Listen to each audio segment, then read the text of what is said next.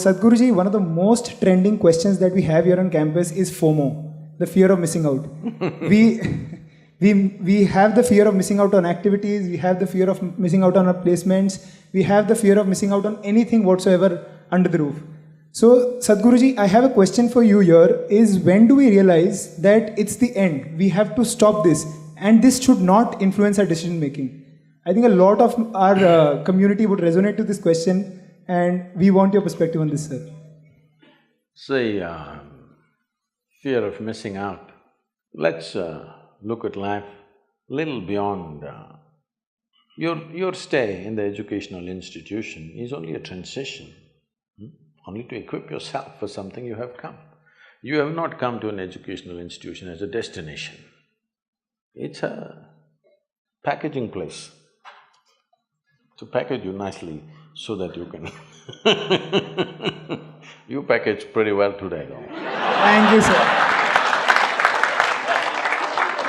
So, not making a commentary on education, but how we go through it. About missing out, the fear of missing out. First of all, fear. Let's address fear before we address missing out. Fear is always about what may happen or may not happen, right? Fear is not about what we are experiencing right now. What will happen is always the fear. Or in other words, your fear is about something which is not yet. Your fear is about something which does not exist. This is all management people. If there were somebody from a psychiatry department, you could have asked them, if I have fear about something that does not exist, what is my condition? They would have a title for you. Yes, NIMHANS is close by, I think.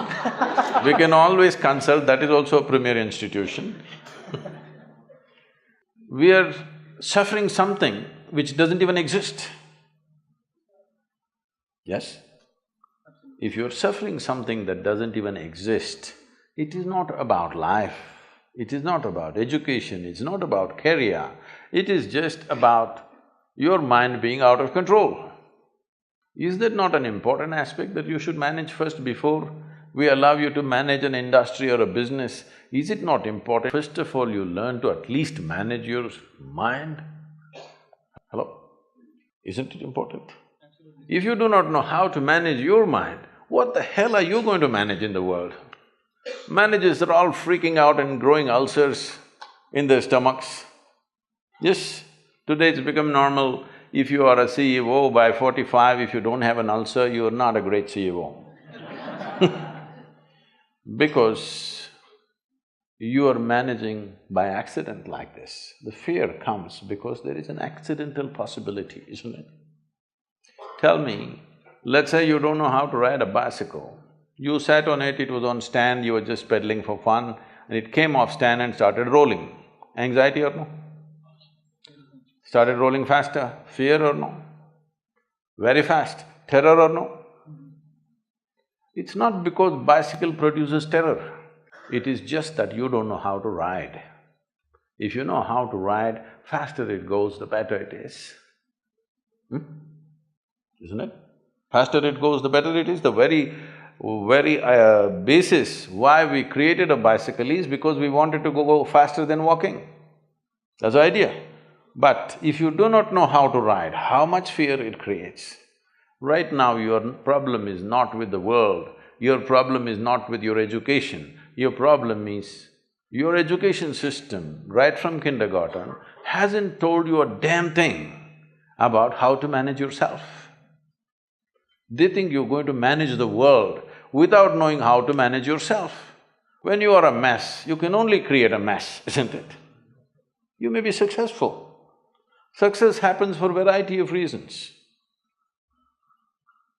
Success is not always 100% yours. There are situations, there are times which support us in many different ways.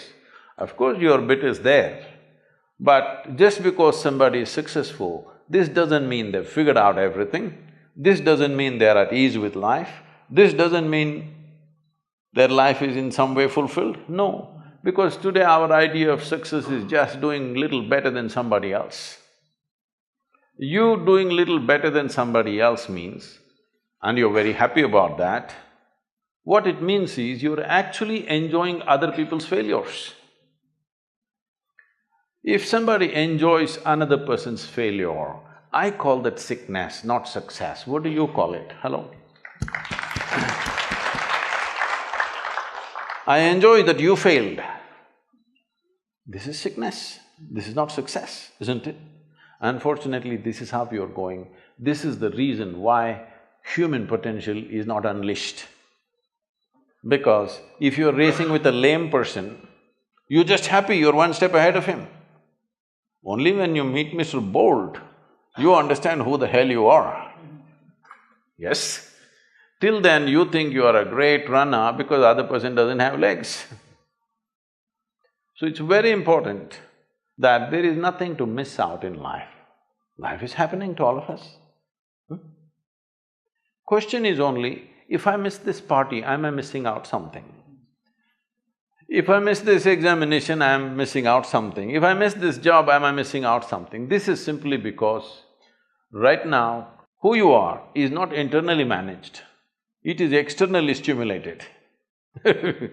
You're still in a very controlled campus, a very beautiful campus you have, I have to say, wonderful campus.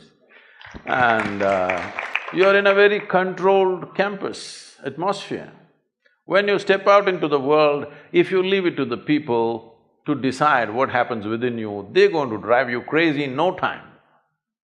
Here it's all managed for you, you're not managing this. It's managed for you, what should happen to you, what should not happen to you, somebody else is managing it. When you step out on the street, if you leave it to other people's hands that they can decide whether you're happy or unhappy, you're going to be miserable for sure because they're going to do many things. What happens within you must be determined by you, isn't it? And anyway, why are you copying people? Most people don't know what the hell they're doing. This happened. Shankaran Pillai joined Pentagon, he was working in Pentagon. Then he kept moving his work table from one office to another office, another office to another office, he went on moving around. Then he moved to the corridor, he moved into the garden, he moved here, there. Then he moved into the men's restroom and settled down there and started working. Everybody was looking at this, what's wrong with him, some problem? Initially they thought he's a Russian agent, then he thought he must be a Muslim terrorist, then they thought all those things, then everything ran out, he didn't cause any harm to anybody. Then he settled down in the men's restroom and started working.